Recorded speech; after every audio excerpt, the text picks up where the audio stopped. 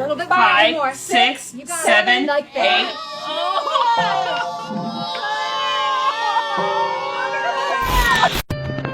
কি দেখছেন? সিনেমার শুটিং চলছে? মোটেও না, এটা একটি সত্য ঘটনা। একজন প্রকৃতির বিরুদ্ধে গিয়ে প্রেগন্যান্ট হয়েছে, এমনকি সে একটি খুবই সুন্দর এবং সুস্থ বাচ্চার জন্মও দিয়েছে। এই লোকটি সিদ্ধান্তটা নেওয়া সহজ ছিল না, ওনাকে খুব কঠিন পরিস্থিতির মধ্যে দিয়ে যেতে হয়েছে। এই পৃথিবীতে কতগুলো এইরকম ঘটনা লুকিয়ে আছে যেটা থেকে আমরা টোটালি অজানা থাকি। আজকে আপনাদের সামনে নিয়ে আসলাম এইরকমই একজনের ঘটনা, যে এমন একজন মানুষ যে বাচ্চা জন্ম দিয়েছে, কিন্তু ঘটনাটি একদম সত্য। ঘটনাটি হয়েছে শিকাগোর মলিস এবং পিচাহাসের সত্য ঘটনা। মলিস এবং পিচাহাস বিবাহিত জীবনে 7 বছর কাটানোর পর এখন তারা বাবা হতে যাচ্ছে, কিন্তু তাদের বাবা এবং মা হওয়ার ব্যাপারটা অন্যদের মতো, তাদের ব্যাপারটা টোটালি আলাদা। কারণ দুজনই ট্রান্সজেন্ডার ছিলেন। মহিলেশ একজন ট্রান্সজেন্ডার পুরুষ এবং পিচিহাস একজন মহিলায় রূপান্তর করেছে।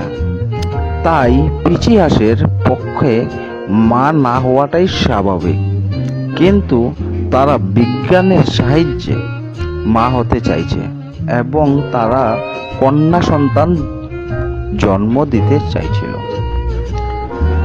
তারা যখন বাইরে কোথাও বের হতো, তাদের দিকে একটু অদ্ভুতভাবে তাকাতো মানুষেরা। কারণ মিলিসের পেটটা বড় ছিল, কারণ সে তো প্রেগনেন্ট ছিল। লোকেরা তো তা তো জানতো না, তাই তাদের দিকে একটু অদ্ভুত দিকেই তাকাতো। কিন্তু তারা দুজনেই মানুষদেরকে এড়িয়ে চলত। কিন্তু তাদের এই সিদ্ধান্তটাও সহজ ছিল না।